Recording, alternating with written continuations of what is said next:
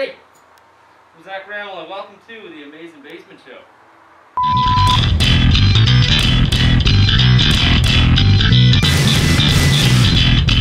Hey, what's up? Zach here from the Amazing Basement Show.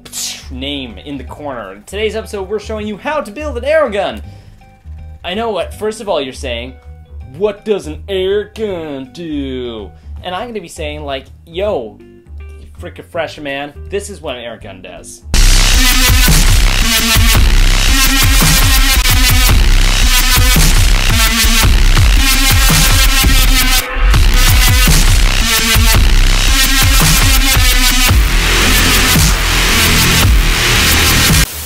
Indie cinema is difficult to get the effects that you're trying to achieve. A lot of the effects that you do is mostly in post-production, unless you've kind of cleverly found out how to do it on screen in pre-production. Practical effects are my favorite effects. I think if the filmmaker does take the extra mile and do a practical effect, kudos to you. And doing practical effects looks so much better than visual effects. No, don't get me wrong. Visual effects are freaking amazing, and I'm a love of any sci-fi film and any film in general that does use that rule of thumb with visual effects. I think they totally, amp up the shot and make it look a lot better. But on the other hand, if you can do a practical effect, it saves you time in post-production and makes it a lot better looking in the end result. So that's where an air gun comes into play in this whole world of cinematic abilities. Plus, it's kind of fun, so just deal with it, okay?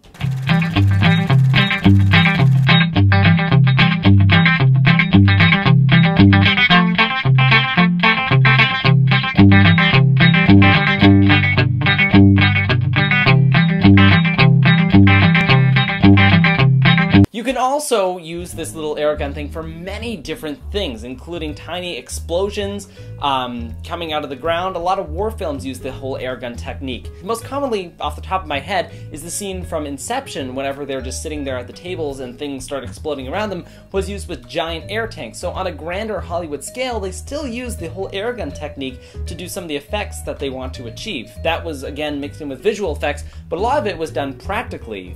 Christopher Nolan doing practical stuff makes me feel all warm and fuzzy inside.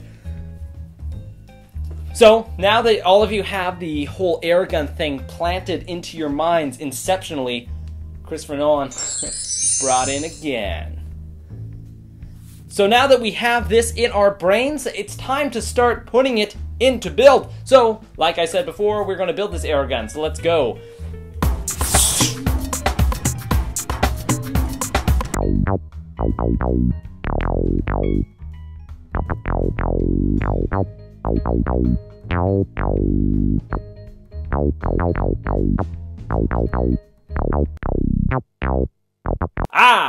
Back again. So now that we have all of our things listed for our air gun, let's start building this guy. So without further ado, let's start off by drilling a hole into your 4-inch cap. The hole has to be just big enough to fit the tire valve stem. Once the hole is drilled, cut the bike tire so there's just enough rubber left to seal the hole from the inside of the cap. You'll get something that looks like this. Now let's glue it. In my case, I use my mom's nail glue. Fit the pump through the inside and pop it out through the outside of the hole of the cap. Now let's glue the cap connection onto the 4-inch pipe. Be sure to use cement glue. Anything else will not work.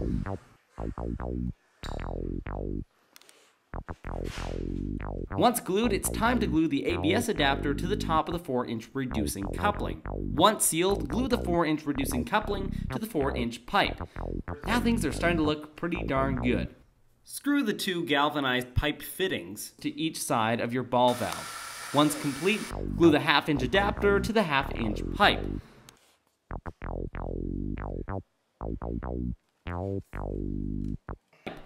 Once you're done that, start screwing things together. Now there's one thing you should kind of know. I'm no air gun building expert, so if you do come up with something that sounds a little bit better and a little bit more reasonable, then do that. Just make sure you go by these simple things. 1. Make sure you have an air chamber, something to hold the air in. 2.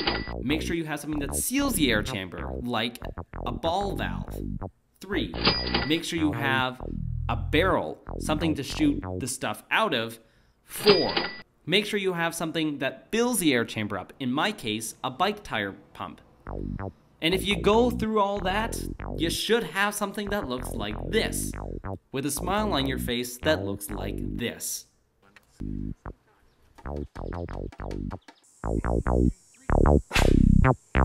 Possibilities are endless with an air gun, and you can modify it and adjust it to your certain likings. If there was one thing that I could fix with mine, it would be to make a smaller air tank so that the air pressure just was better in it. Now it takes about 60 pumps with the bike pump to get it going, which is a lot of work, especially if you want it to go off over and over and over again. It takes a lot of time, so make the air tank maybe about half of what I did.